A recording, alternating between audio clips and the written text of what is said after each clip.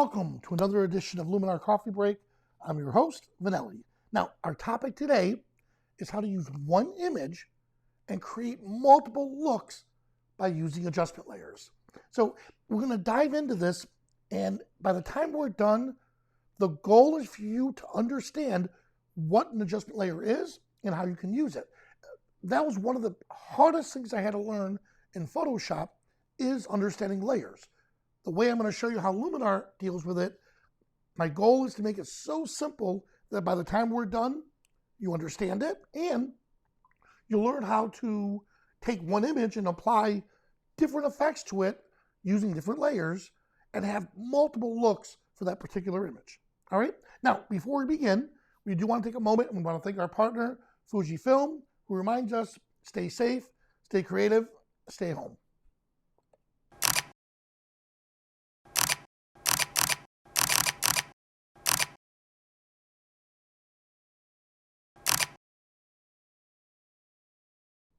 All right, and again, and as you know, Fuji sent me a nice a nice camera along with the lenses. It was a TX3.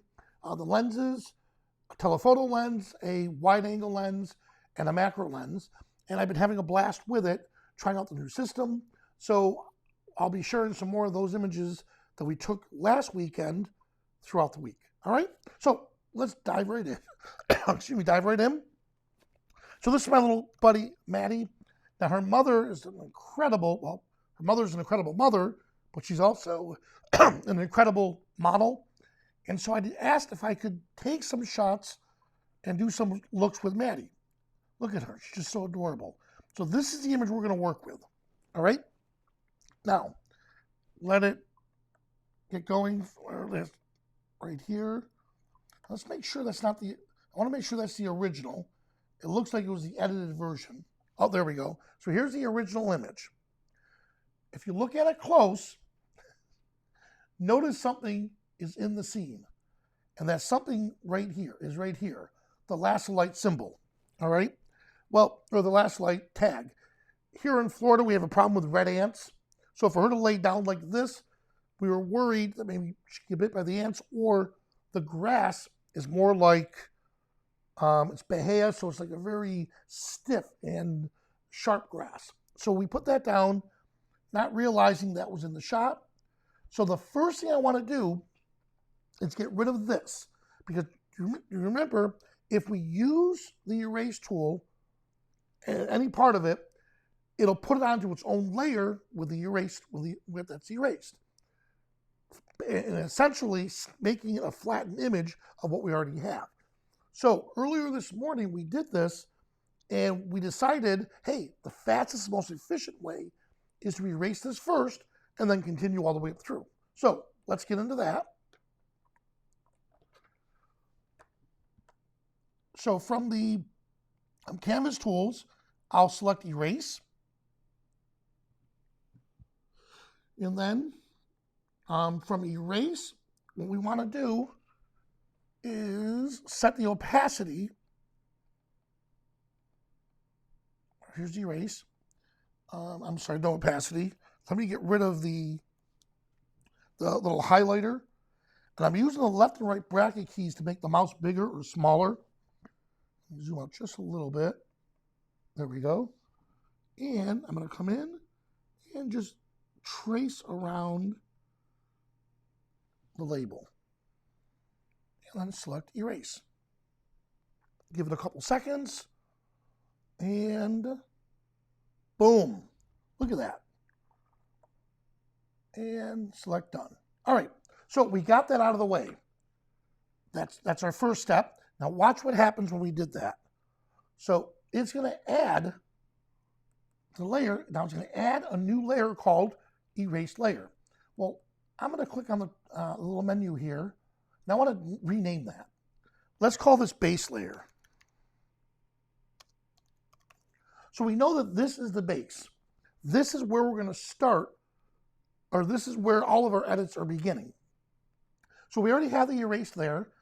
What I want to do is I could, at this point, I could start building onto this layer, but let's not forget we already have the erase part of the erase here.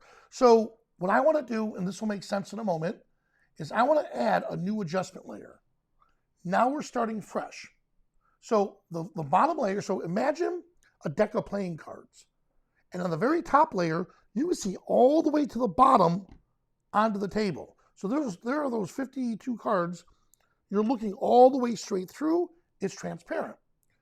Once you create an erase layer or a stamp layer, now it compresses it merges everything, and now it's its own layer, its own image. So therefore, anything underneath it, it doesn't affect. So on this image here, if I were to come all the way back down here to the very, very first layer, and let's, just for a goof, I want to put a vignette on it. I'm going to go overboard just so we can see it. Good. Now, when I move up to this layer right here, notice it's not there. And the reason why it's not there is because we used the erase tool and that flattened the image. But here, if I hide it, now look what happened. That very, very top layer sees it. So because I hit that quote stamped erase layer, I'm able to see what's happening on the very, very, very first layer. So let's get rid of that. And now I'm going to go back up one level. Let's make that see-through, and that, or not see-through, but visible. All right. So now we have the idea. So now we got the concept.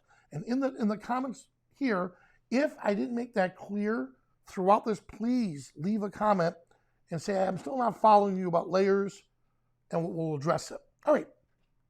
So now we're ready to rock and roll. We have the first layer all set. That's our fallback. Now we have this beautiful layer that gets rid of the distraction. Now I'm going to click on the Tools button, and let's start having fun. I'm going to click on the Essential Collection, All Image Enhancer. There. So now I have the image, look at that, from this to this in just one click, but I want to make further enhancements to it. So from the Essentials category, or from the Essential Tools, Color, I want to see if there's a color cast, which there is. So we got rid of it a little bit. I do want to dial back some of the saturation. Maybe pump up some of the vibrancy. That green is killing me, so I'm going to pinpoint just the green and change the luminosity. So I'm going to make the green just a little darker and less saturated. Okay, let's look at this. Before and after. All right? So, and I'm going to hide this for a moment. Here's the whole scene before and after. All right. So I like this. This looks really good. What we didn't add to it was any of the portrait stuff. So I'll click on the portrait tools.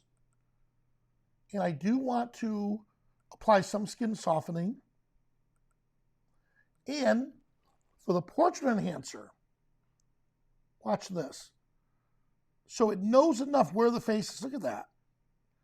Let's add just a little color to or a little light to the face.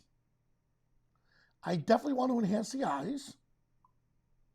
Now, excuse me, it doesn't seem it because she's a little girl, but she does have dark patches. Look at that. And so far, that's looking good. Let's enhance the eye, or make the eyes a little bit larger. There we go. Good, so we have that set.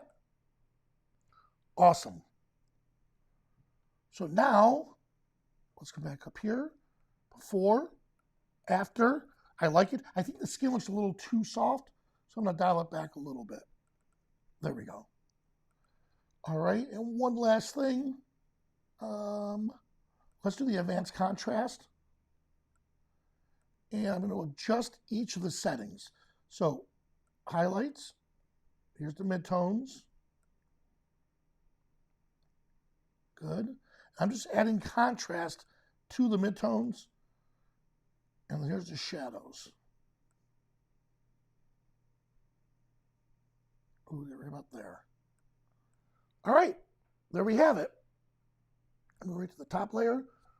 Great. Now, that right there is set. It looks great. I love it. Here's the thing now. Ready? If we create, in fact, you know what? Let's label this natural look. So I'm going to rename it.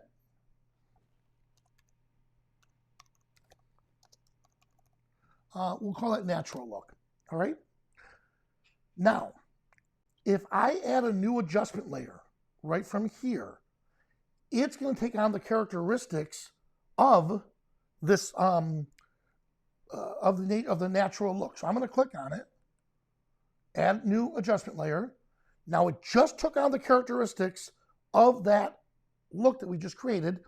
So the blemishing, all the stuff that we did with it, it added to it. Watch what's going to happen. I'm going to come over and let's grab from, let me think, I know. Let's do from the tonality collection. I absolutely love old memories. Now I'm going to click on old memories. Ooh, now watch. Before I go any further, let me just rename this. So black and white.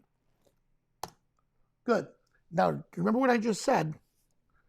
This top layer takes on the characteristics of the layer behind it or underneath it. Well, if I hit that layer, so I'm going to keep the black and white layer there, but I want to hide the natural layer. Look at the difference. So before, that's with the natural layer, that's without the natural layer. Isn't that interesting? Because now that black and white layer is taking on the characteristics of the base layer. Now, if I hit the base layer, guess what? Last light pops back in here. I'm going to put it back in. Last light is gone. So do you see how layers are operating? This top layer, or the bottom of the top layer, the bottom part here, and the top layer, whatever underneath it, directly affects what's above it. So if I like, let's look at the difference. Actually, you know what? I like that. I like that. So let's see. Let's make a decision here. Okay, because I really do like this versus this. So what I could do, if in this case right here, if I liked it better, let's get back where it was. There we go. So I like this better, so I'm going to leave it right where it's at, all right? And what I'm going to do is create another layer, and notice I went to the bottom. And actually, you know what? Let's go up to the top. Here we go. I got the idea for you. So I'm going to create another adjustment layer. Now I have to hide the black and white layer for a moment. And let's come in and do, I know, we did one for Brandy.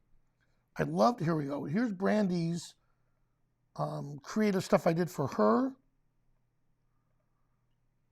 And, the vintage fade. That's the one we're going to use. Okay. So I click on the vintage fade. And that's going to apply it right to the layer. There. Oh, look at that. Now, let's see what looks better. If I put the black and white layer selected, look how horrible that looks. So we know we don't want it to where the black and white layer is. So what I could do in this case here is this. Either remember to shut that layer off, or what's better is take this and I could drag it down. But let's not forget that black and white layer, we use the natural light layer to add to that effect. So I'm going to leave, we'll call this vintage.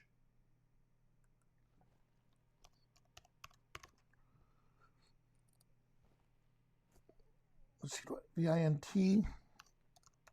There we go. All right. So I love with the vintages, but I'm not a fan of the black and white. Let's get rid of this. Oh, there it is. All right.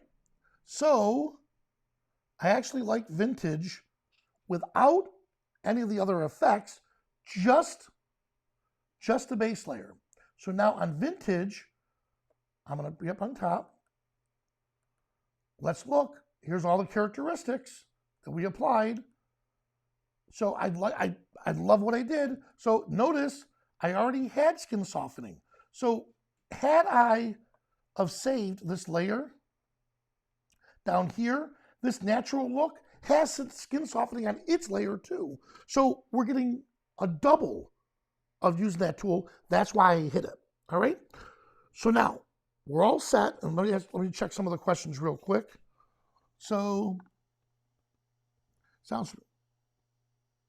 Yes, you're right, Adam.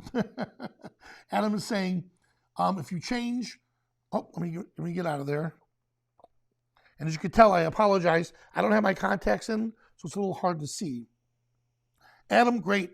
Adam says a neat little trick is you change the grass slightly to blue, and it works. It just makes it look better. So you change the hue of green to blue a little bit more, and it makes it look really good. Should you select a new layer for every adjustment you need to make? No. All right. So my buddy asked, again, Rick said, for every adjustment we're making, remember this. Ready, guys? You should write this down. This is we worked on this early this morning. And if I want to say this is a look, right now that vintage is on its own layer. If I save it as a look, everything on that layer is saved. So that's one look. I go to the black and white look, same thing. I go down to the natural look, that's its own look. So you can't save every single layer. What you can save is on that layer individual looks. So, excuse me, to answer my buddy Rick's question is when you want to make changes, make all the changes on that layer because all those changes are going to affect each other. Now, we're coming up with a totally new look. So in this case here, I like how this looks. Let me hide this. Look at this. She just looks so happy. I love how that's a vintage look. Let's send it to her mother. Export. Browse. And I created Maddie. Here we go. And now I'm going to call this vintage version 2. Since the mother's only going to use it for Facebook, we'll do 1920 on the long end and let it figure out what the short end's going to be. I like Adobe RGB and then select export. So now that's one image. So out of that one image we're dealing with, we have one look that we just exported. Now I get to hide it and let's click on black and white. But for the black and white, we also liked the base layer. Or I'm sorry, the natural look. There it is. Oh, I like that. And then export it. Let's call this black and white. Just black and white, that's fine. And notice something here. I have her name, and then those 4 digits, 7215, that came from the camera. So when you take a photo, that tells you that was the 7,215th image that was taken in that series from, I think it was 10,000 and starts all over again. I use that as like a serial number, all right? Same thing. And export it. And once that's complete, we'll do one last one, which is this one down here, which is called the base layer. I'm sorry, not the base layer, naturals. Let me get rid of that. Go back up to natural. There we go. Export it.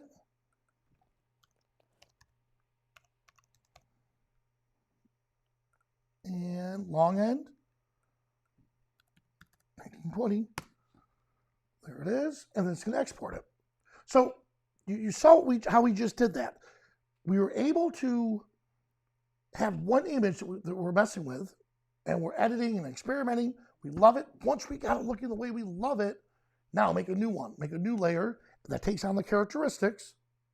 And when I say takes on the characteristics, it doesn't change any of the settings off to the right. It just copies what's ever underneath it. Now, I'm going to add a folder of images just to show you what we did. And that's Maddie. Now, earlier today, we did it again. So I did this just to show you. Here it is. Look at that. So these are the images that we just did today. And we can send all of these off to her mother. I'm going to right-click and just remove from catalog. There we are. And there it is. All right, guys. So there we have it. I mean, how neat is that? Is that you can experiment to your heart's content, knowing that you're not going to mess up what you already have.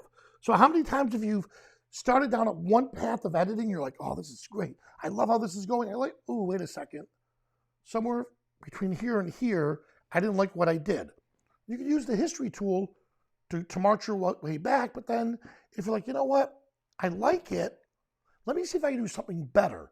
At that point, you could create a new stamp layer to compress all of those and make a new layer, and then start experimenting with what you want, or just hide that layer and then use the base layer to create, special effects. All right.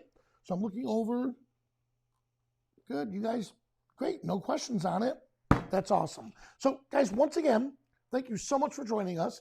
If you have questions, please feel free to leave them in the comments below. We'll do our best to answer them. If you like what you're seeing, please give it a good thumbs up. It gives us a little evaluation of how we're doing. And most importantly, make sure you're back here tomorrow for another Luminar Coffee Break. Thanks for joining us.